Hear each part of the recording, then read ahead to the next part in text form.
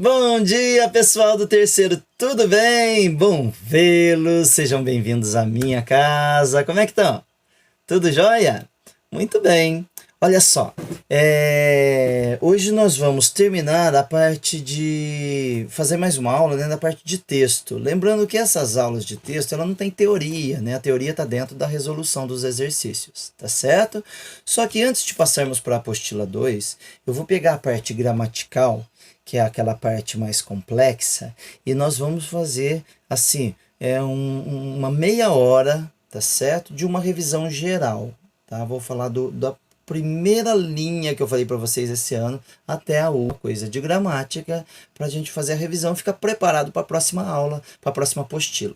Tá certo? A gente está adiantado com as aulas, estamos aí bem legal, com o andamento. A parte de gramática quase toda já tinha sido dada quando a gente entrou de quarentena, né? Então ficaram eu creio que uma aula só que nós fizemos online aí, com resolução de exercícios, tá certo? E com a teoria da aula. Teoria da aula.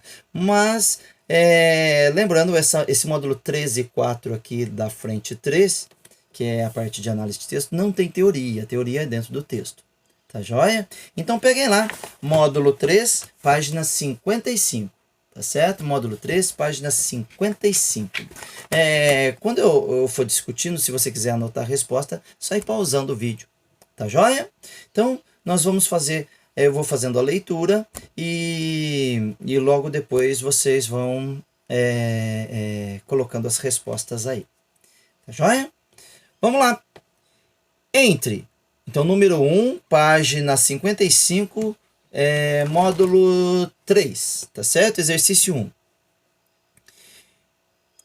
Entre 11 de fevereiro e 3 de junho de 2018, o Museu de Arte Moderna de Nova York abrigou a primeira exposição nos Estados Unidos dedicada à pintora brasileira Tarsília do Amaral.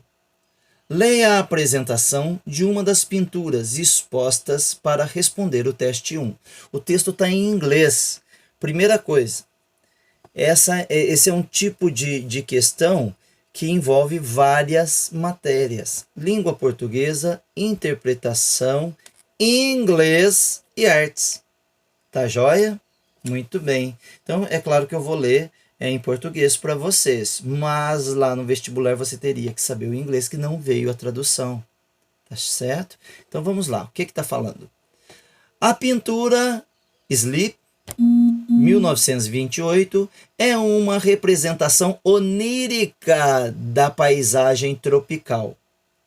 Com esse motivo principal de sua figura repetitiva que desaparece no fundo. Esta pintura é um exemplo do empreendimento de Tarsília no surrealismo. Elementos como repetição, associação aleatória e figuras oníricas são típicas do surrealismo, que podemos ver como elementos principais dessa composição. Ela nunca foi uma pintora verdadeiramente surrealista, mas estava totalmente ciente do legado do surrealismo. Está falando aqui que a Tarsília do Amaral não era uma pintora surrealista, porém ela sabia da importância do surrealismo. Tá certo? Surrealismo, um expoente da pintura surrealista é o Salvador Dalí.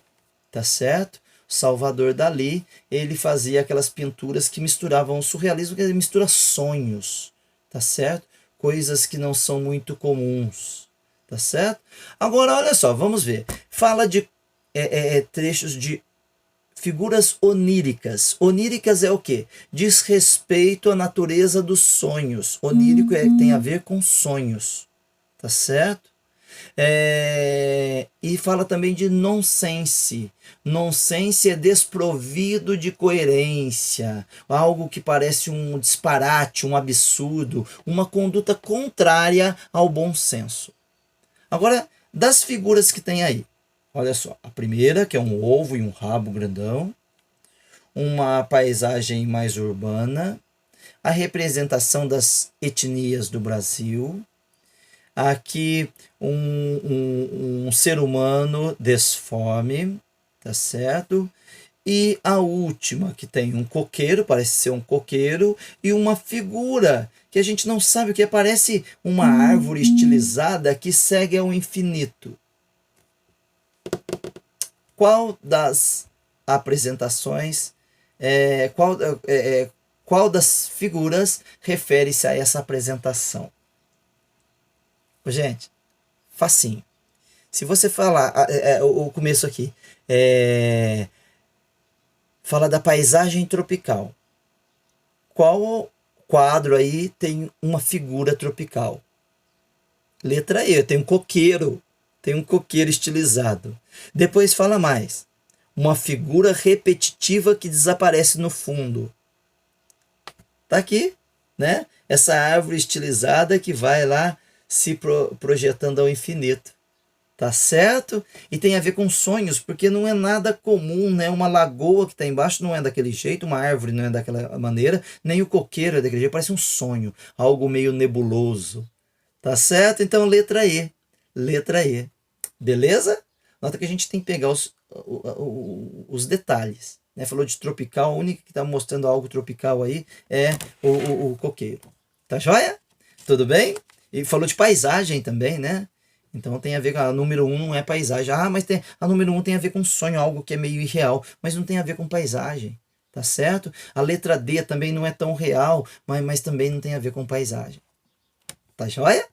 Muito bem, pessoal. Vamos lá? Número 2 agora. Número 2. Andaram na praia quando saímos 8 ou 10 deles. E daí a pouco começaram a vir mais. E parece-me que viriam este dia à praia 450. Alguns deles traziam arcos e flechas, que todos trocavam por carapuças ou por qualquer coisa que lhes davam. Andavam todos bem dispostos, todos bem feitos e galantes, com suas tinturas que muito agradavam. Isso aqui é um trechinho da carta de Pero Vaz Caminha ao rei de Portugal, quando eles chegaram, quando os europeus, né, os portugueses, chegaram às praias brasileiras, os índios vinham vindo, né, e ele está dizendo que vinham assim, bem curiosos, mas muito receptivos, e trocando os pertences deles, arcos, flechas, com algumas coisinhas que eles traziam, que fala aqui carapuças, espelhinho, qualquer coisinha eles trocavam. Essa é a visão do índio, do nativo, ou do europeu? É a visão do europeu, né? Bem estilizada na carta de Pero Vaz. Tá joia? Agora, olha o texto 2. Texto 2 é uma gravura, uma pintura, e a caravela está lá longe. E quem está pertinho aqui? Os nativos. E eles estão calminhos, receptivos? Parece que eles estão meio alvoroçados, levantando arma, todos empunhando arma, né? Tem uma criança, ela está meio acinzentada, que está com a mão no rosto, meio apavorada. Mostra aí o medo dos nativos quando ia chegando. É uma visão diferente, né, daquela mostrada pelo Pero Vaz. Tá certo? Muito bem. O que está perguntando? Pertencentes ao patrimônio cultural brasileiro, a carta de Pero Vaz de Caminha e a obra de Cândido Portinari, esqueci de falar essa obra de Cândido Portinari, retratam a chegada dos portugueses ao Brasil. Da leitura dos dois textos, constata-se que A, B, C, D ou E. Dá uma pausa no vídeo e veja qual vocês escolhem. Viram aí? Acertou quem falou a letra C. Letra C, exatamente o que eu expliquei para vocês. A carta, como testemunho histórico-político, porque era um ato político, mostra o olhar do colonizador sobre a gente, o povo da terra. E a pintura destaca, em primeiro plano, a inquietação dos nativos com a chegada dos portugueses. Eles nunca tinham, né, imaginado uma caravela daquele tamanho, nem sabiam o que era. De repente vê aqueles seres chegando. É como um alienígena chegando ao planeta. Tá joia? Então, número 2, letra C. Tá joia? Número 3 é bem atual. Olha só. Tem a paisagem do Rio de Janeiro aqui retratada. E tem depois o mapa. Tá certo? Um mapa em que nos trajetos foram retratados a figura do Pão de Açúcar e do Cristo Redentor. Mas alguém riscou de qualquer jeito aqui com um pincel atômico por cima do mapa? Não, pessoal, são as ruas mesmo. E o mais, já viram aquela função no GPS de ir marcando por onde você passa?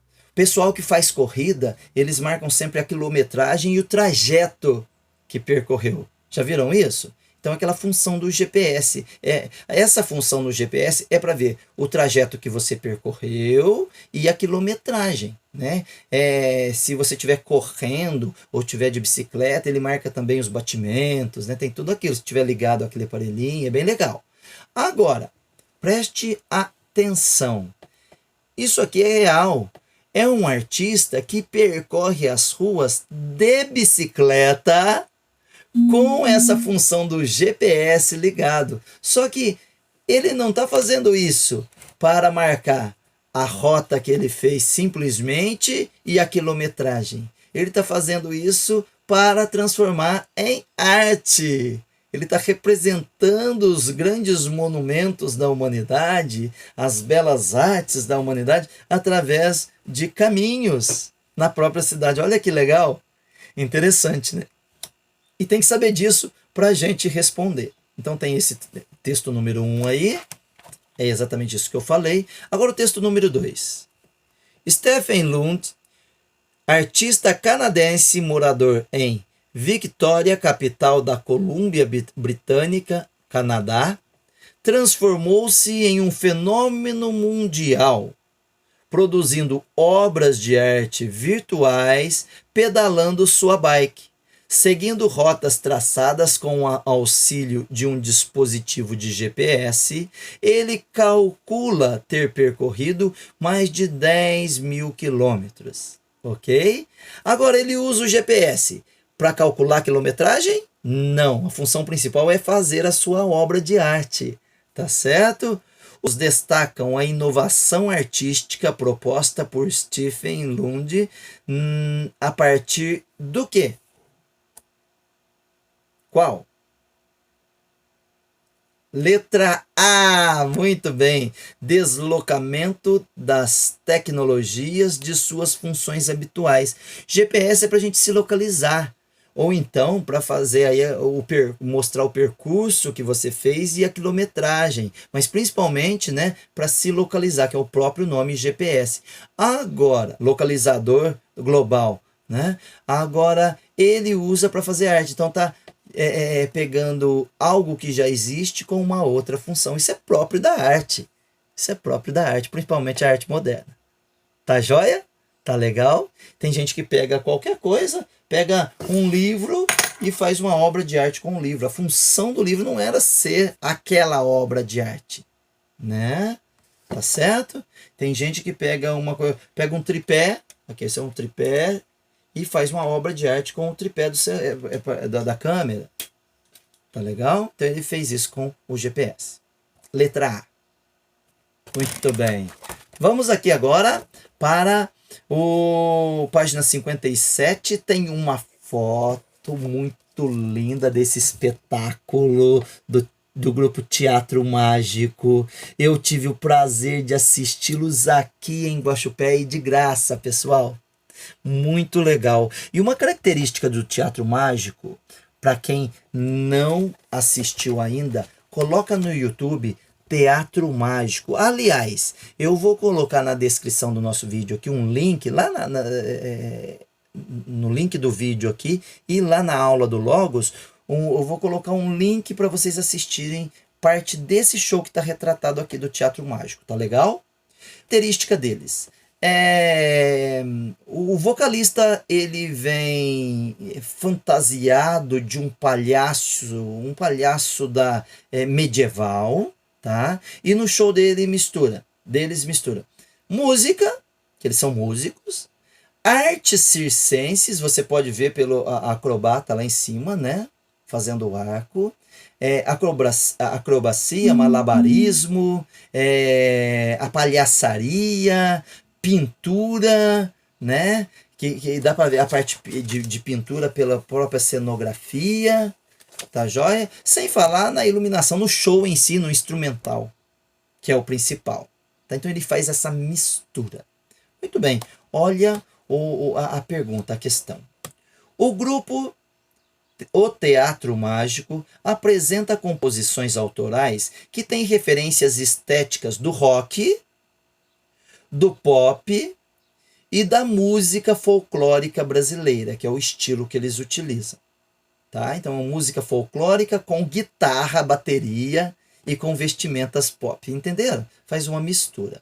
A originalidade dos seus shows tem relação com a ópera europeia do século XIX. A partir do quê?